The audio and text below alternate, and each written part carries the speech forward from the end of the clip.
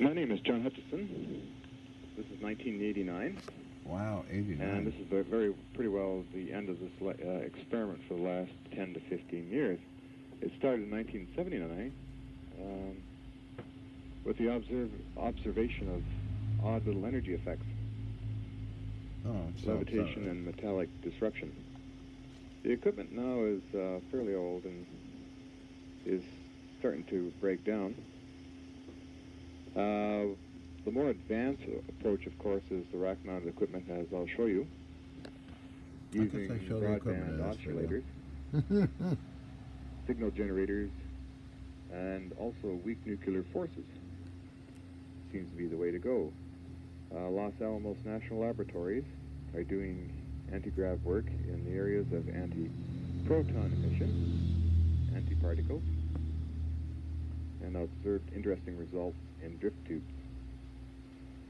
So slowly, I'll be breaking away from the Tesla technology, as it's pretty well finished, and slowly go into the areas of electromagnetics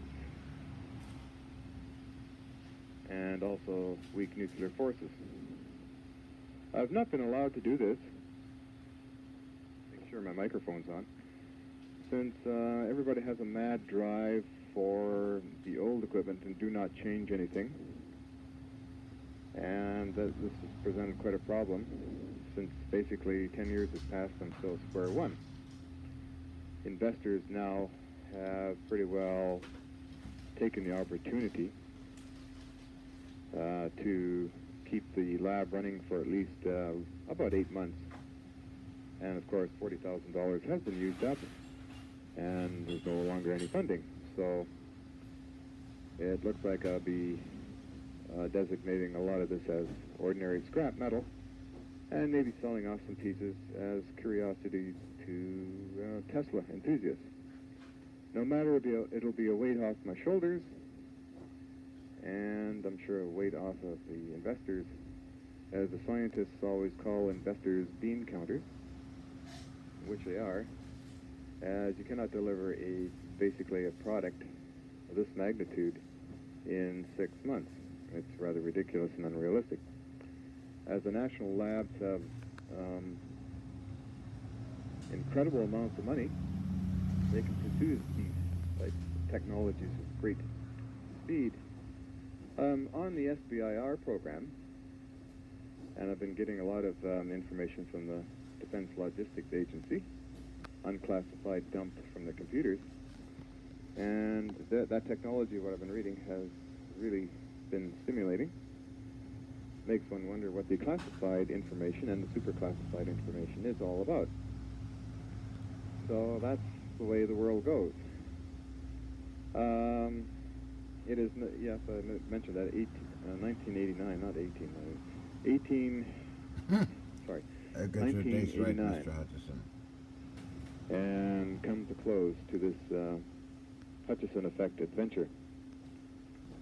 I am sure there'll be others that will carry it on, and I'll be running some minor tests and give you a tour of this old laboratory. It is snowing outside tonight, and any other words do I have to say? I just realized I had the pause button on this thing, so I'm doing this rather primitively with a old Sony black and white. Hi there, Mom. Don't mind me, I love clowning around. Black and white video machine camera going into a VCR. So I'm actually sitting here. I don't know if I'm in focus or whatever, but I'm sitting here. As you can see behind me, a huge cabinet that monitors certain energy patterns that would come this way. Indicators. These indicators, of course, indicate any types of stressing action or induced eddy currents that would present a hazard to human form. So I will basically get behind the camera where I can operate it properly and take you on a tour, and I'll be having the microphone here, this great big clumsy thing I got in my face here. So let me light my pipe, take you on a tour, and show you some odd effects that were captured. Okay, thank you very kindly. I'm on my way over there. sort of pan up and down with it. You got to bear with me all the messy pictures and that. Okay, here we are behind the camera again. Mm-hmm. And I'll pan with it rather primitively, mounted on a tripod. This is the control panel I was referring to. Bit of shading here. Some of the adjustments on these old beasties. You may wonder why I use a pressure gauge. Hard to get that in focus. Yes. Why? That's a pressure gauge I use because it Metal deflection. would tell me this is any torsional force. If that moves, I run, basically. But that would be an example of a metal sample being twisted. It's a good indicator. Oh no, So if there's any movement, of course, that would move itself, because a large piece in there is various meters and devices that I set. This one here got blown apart up there. You can hardly see it from here. I forgot about These that. here I set as eddy currents from the energy from this machine would, of course, get in there.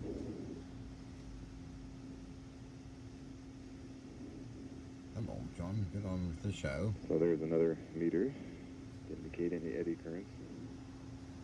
Other meters and detection devices. Oh, yes. And more detection devices. That's the top of the compass and various other components. All for detection of field heat indicators.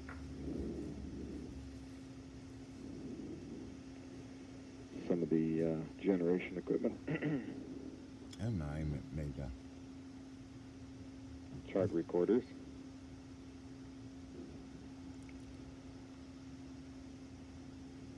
Power supplies. Magnetic amplifier. Okay, I'll put it on pause and move this horrendous mess around.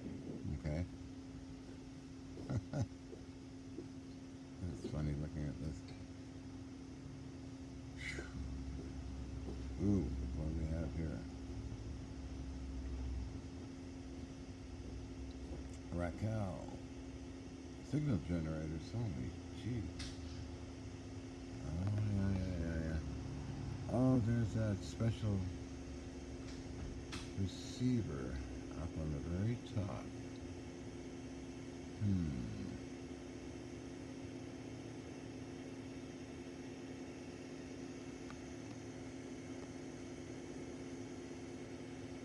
Oh, yeah, that guy.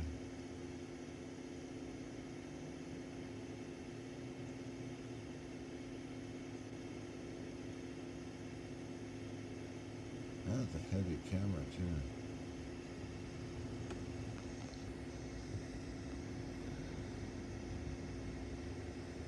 I should put the microphone on.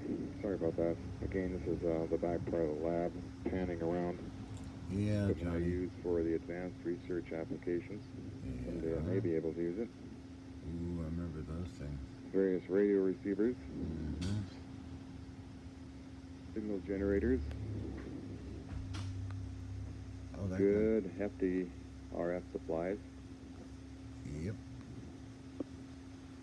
Navy style.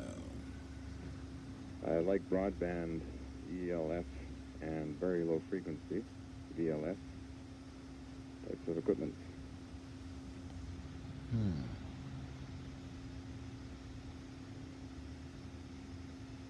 And I shall move the camera about.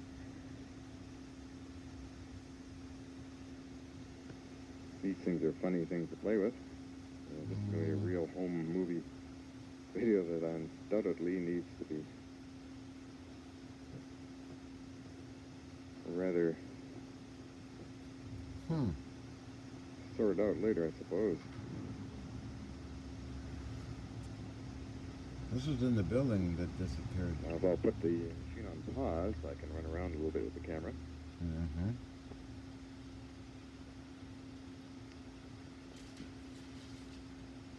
Ooh, that looks like Definitely such a thing will have to be edited. Very hard running back and forth, pausing and okay. It doesn't even turn out all these very unhappy, but we'll see. Banks of electronic equipment. All the way around. All types of generators. Oh, yeah. Indicators.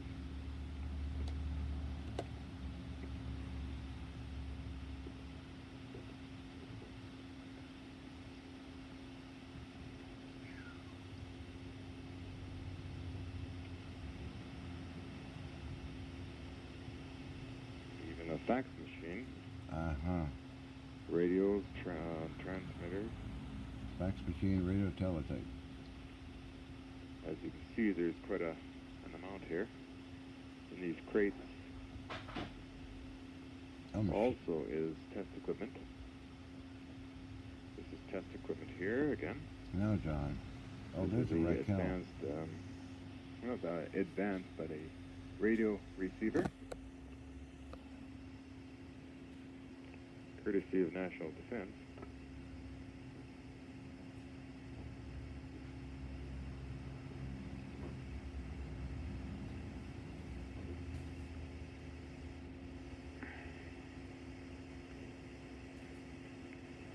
Oh, goodness. More equipment. Hammerland Super Pro. Oh, there's that thing. That's in Germany right now. This goes up to 1 megacycle. It's a unit I built in part to pick up cellular telephones.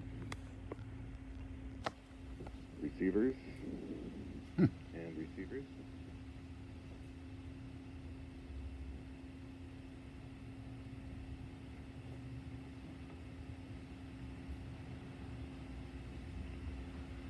More test equipment and generators.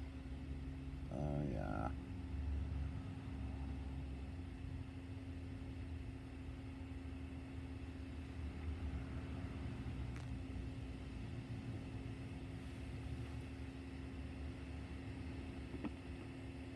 Oh, my goodness. I forgot about that one.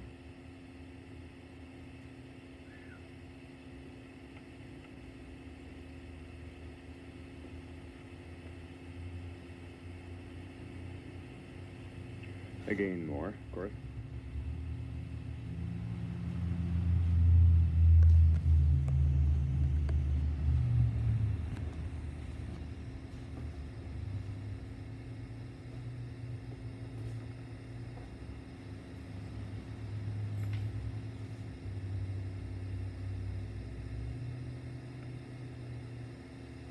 And back to that area there.